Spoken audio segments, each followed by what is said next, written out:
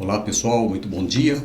Hoje é 8 de dezembro de 2020. Estamos gravando o vídeo 31, dando sequência ao nosso estudo de tipologia.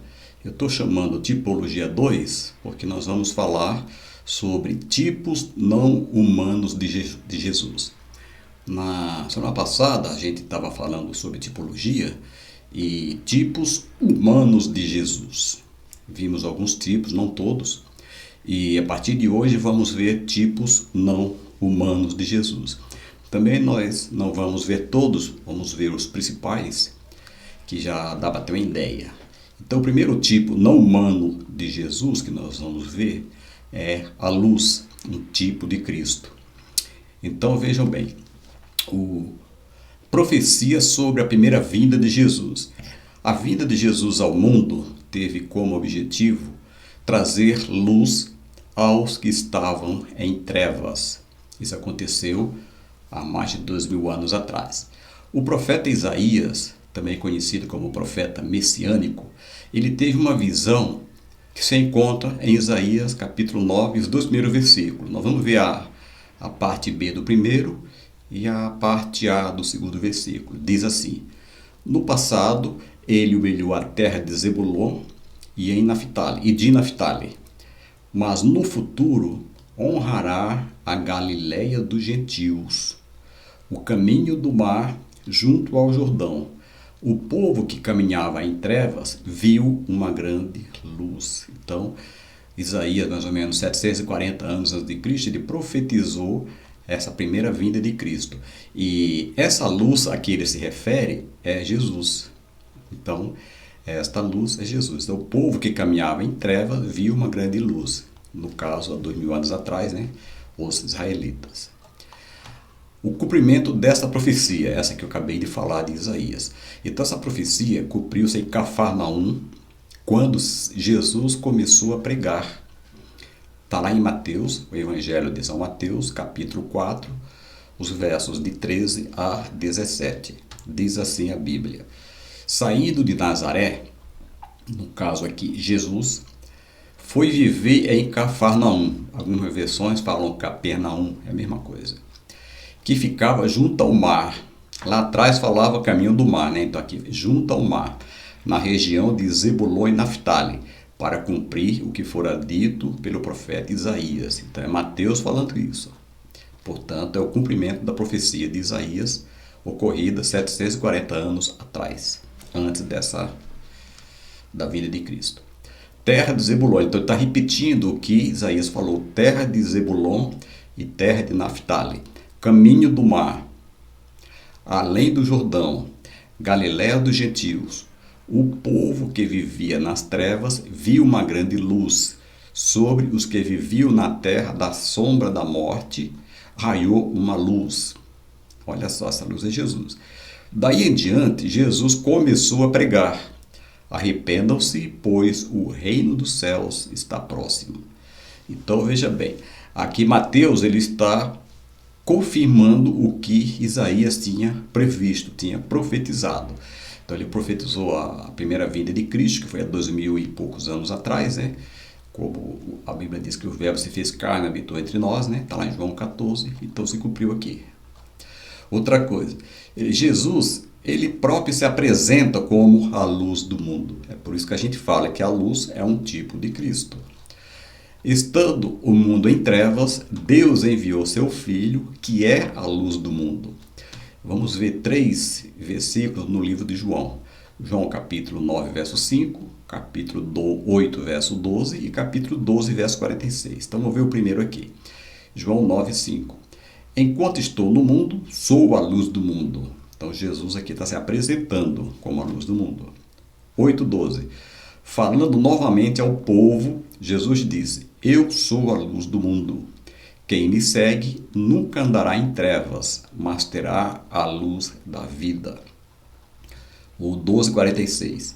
Eu vim ao mundo como luz, para que todo aquele que crê em mim não permaneça nas trevas. Então, aqueles que aceitam Jesus, eles saem das trevas e passam então a viver na luz. Então eu fico imaginando, imagine um carro à noite, numa estrada escura, de repente a bateria acaba, né? Então fica tudo no escuro. Não dá para fazer nada, você não sabe para onde vai, fica perdido, tem que, né, resolver o problema do carro para poder você continuar a viagem. Mesma coisa é a pessoa que vive em Cristo. A pessoa não está na luz, então ela não tem direção. Ao contrário, aquele que crê em Cristo não permanece nas trevas. Então ele está na luz e Jesus então dirige todos os seus passos. As pessoas passam a caminhar com mais segurança, com mais tranquilidade e com mais visibilidade. Então, com Jesus, nós podemos, né, caminhar seguro. E sem Jesus nós não podemos fazer nada. A luz, ela é chamada para a conversão. Isso aqui aconteceu com o apóstolo Paulo. Paulo estava a caminho de Damasco, quando de repente caiu sobre a terra, né? E ele viu uma luz mais forte que o sol, e aquela voz dizia: Saulo, Saulo, por que me persegues? Antes da conversão, o nome dele era Saulo. Depois da conversão, passou a ser Paulo. Então, Paulo viu uma luz mais forte que o sol. E a gente viu no estudo de escatologia, né, que a nova Jerusalém, ela não precisa de sol nem de lua, porque o Senhor é que vai iluminar a cidade. Então, o Senhor brilha mais do que o sol. Atos 26:13. Paulo falando aqui, ó. Por volta do meio-dia, ou seja, quando o sol está a pique, né, está mais claro. Ó rei, estando eu a caminho, vi uma luz do céu, mais resplandecente que o sol, brilhando ao meu redor e ao redor dos que iam comigo. Então, tanto Paulo como aqueles que iam com ele, né, os seus companheiros, eles viram esse resplendor.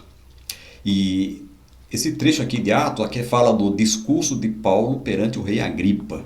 Então, ele está contando para o rei Agripa a sua conversão. Então, aqui, ó, a luz foi usada para a conversão de Paulo. Ok? Na verdade, era o próprio Cristo falando com ele. Outra coisa, a luz é comunhão com Deus. Está lá em 1 Pedro 2:9. Vocês, porém, ele falando para a igreja, são geração eleita, sacerdócio real, nação santa, povo exclusivo de Deus, para anunciar as grandezas daquele que os chamou das trevas para a sua maravilhosa luz. Então aqui fala da nossa comunhão com Cristo.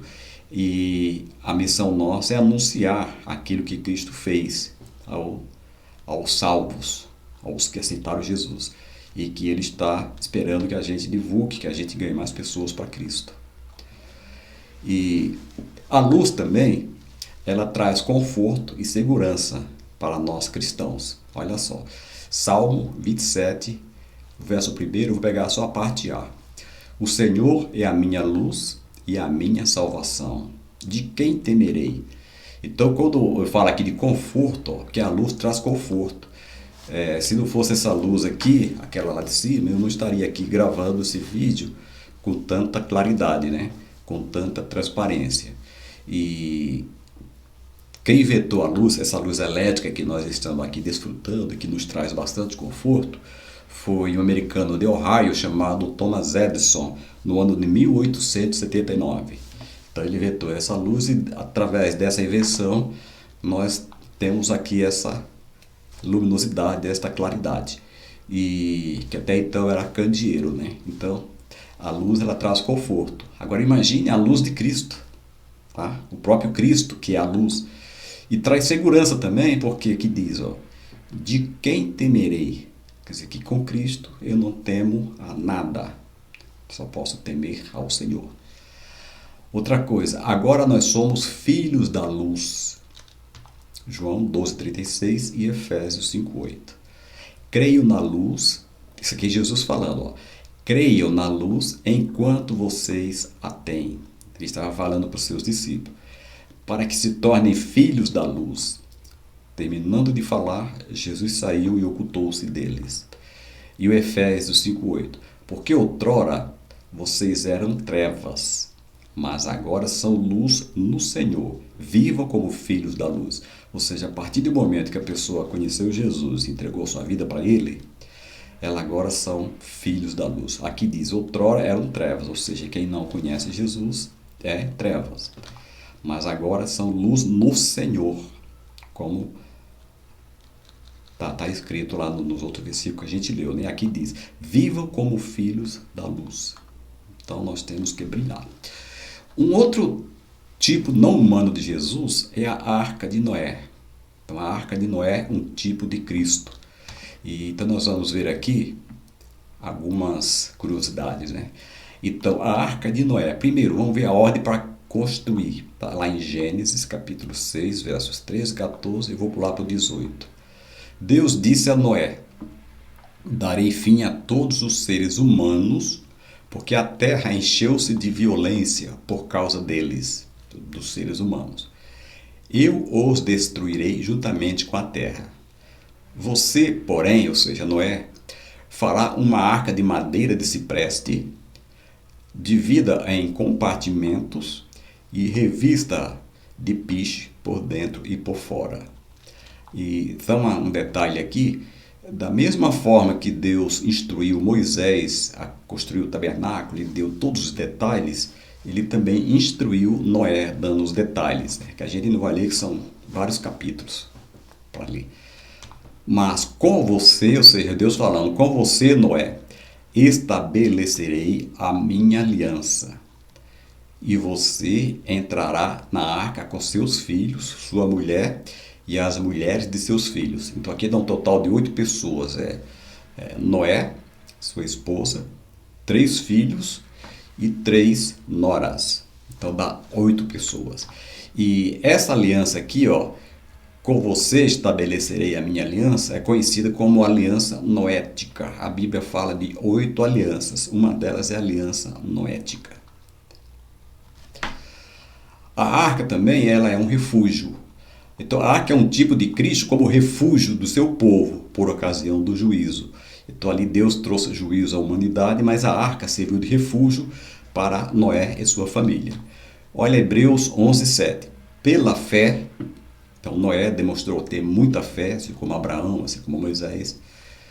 Pela fé, quando avisado a respeito das coisas que ainda não se viam, dizem os teólogos, né, que até Noé não tinha havido chuva, como a gente conhece hoje. A terra era regada através de uma neblina, uma geada à noite. Então não tinha havido chuva. Então, por isso que Noé pregava, né, que ia haver o dilúvio, as pessoas não acreditavam, porque até então não havia chovido. Então, pela fé, Noé, quando avisado a respeito das coisas que ainda não se viam, movido por santo temor, construiu uma arca para salvar sua família. Por meio da fé, ele condenou o mundo e tornou-se herdeiro da justiça, que é segundo a fé. Veja bem, aqui fala pela fé 3 vezes, né? Então, pela fé, ele condenou o mundo. Na verdade, Deus condenou, mas ele construiu a arca. Quem estava com ele se salvou, quem não estava foi julgado, ou seja, morreu. E agora eu quero falar sobre as dimensões da Arca de Noé.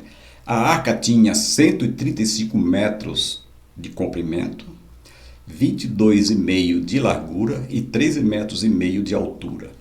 Essas medidas são iguais a de um transatlântico, tá? Um transatlântico razoável, elas são iguais. E eu fui em dezembro, voltei em março, eu estive nos Estados Unidos e lá eu tive o privilégio de visitar uma réplica da Arca de Noé. Então tem essa réplica da Arca de Noé em tamanho real, ou seja, 135 metros, em Williamstown, fica no estado de Kentucky, Estados Unidos. Eu estive lá dia 7 de março com a minha família e na verdade eu fiz 70 anos lá, né, em março. Então os meus filhos me proporcionaram esta viagem, né? Falaram: pai, você gosta disso tudo, tal, vamos lá. Então eu fui, eu conheci. Dizem que tem uma outra na Turquia em tamanho real, tá? Mesmo tamanho que essa aqui. Eu não conheço, mas eu ouvi dizer que tem 2 no mundo em tamanho real, né? Essa de Williamstown, em Kentucky, e uma na Turquia. Então tá aqui, ó, com minha família, né? Tá aqui minha esposa, meu neto, minha filha, outro neto. É enorme essa arca aqui. 135 metros, mas perto da gente ela é enorme.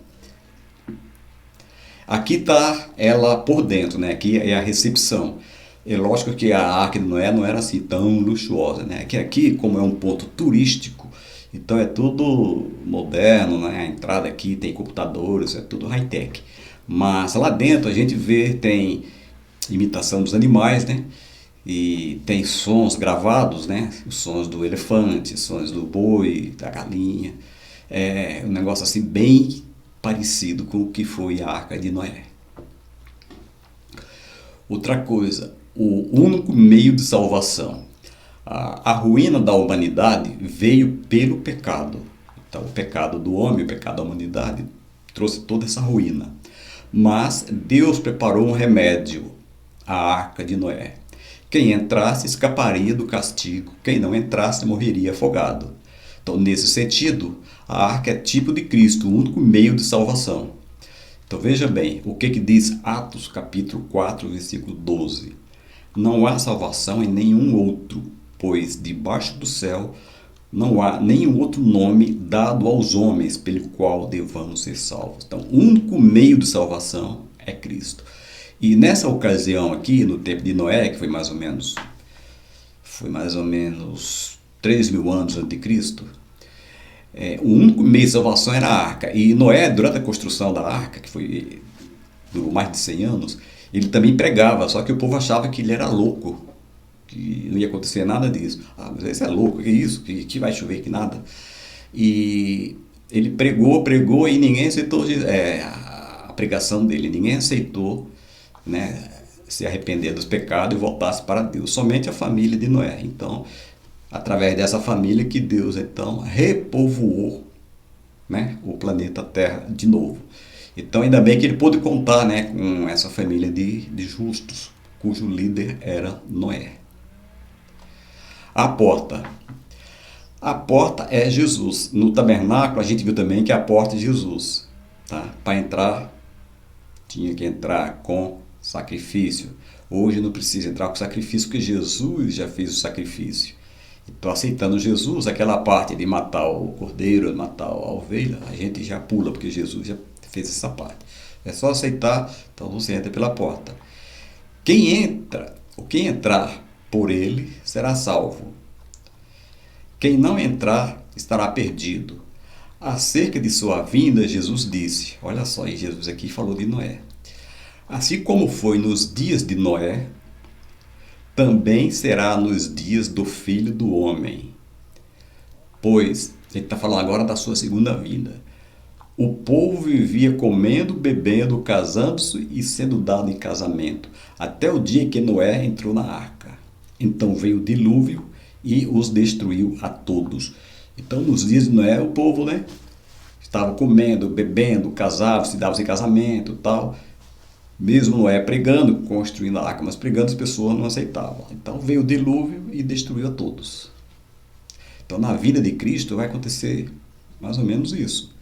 Tá? As pessoas estão comendo, bebendo, estão na farra. Aí Jesus vem, quem estiver salvo, ou seja, quem entrou pela porta, quem aceitou Jesus, vai para o céu. E quem não aceitou, vai ficar e vai passar pelo juízo. Agora uma advertência, né, que eu estou fazendo aqui. Hoje os homens vivem descuidados, e muitos descuidados, buscando só as coisas materiais. Eles acham que nós, os cristãos, somos loucos, mas não é motivo para ficarmos desanimados, porque nos dias de Noé já era assim, ou seja, 5.000 anos atrás já era assim, as pessoas não ligavam muito para as coisas de Deus, se preocupavam com as coisas materiais, e até que veio o dilúvio destruir a todos. Com a vinda de Cristo vai ser assim também. Então a minha recomendação, a minha sugestão é que nós nos aproximemos de Deus, que nós peçamos perdão pelo nosso pecado, que a gente comece a ler a Bíblia, né, e ver o que é que Deus quer para nós, qual o nosso propósito aqui deste mundo, porque assim nós estaremos enquadrados entre aqueles que serão salvos. E assim como a Arca de Noé, vamos chamar a Arca de Noé um barco, né? Quem entrou no barco de Noé foi salvo. Então Jesus, quem entrar no barco que está sendo pilotado por Jesus, será salvo. Quem não entrar vai ser julgado. Então, Com isso a gente termina esse vídeo 31. Se você gostou, deixe o seu like, compartilhe com seus amigos. E no YouTube, para quem vai direto no YouTube, né, é só digitar o meu nome, Joel Martins da Silva, SJC. Aí lá você tem os outros 30 vídeos, você pode assistir, escolhe por assunto, deixa o seu like e na próxima semana a gente continua com mais alguns tipos de Cristo, só que tipos não humanos. Então que Deus abençoe e até a próxima terça-feira, se Deus quiser.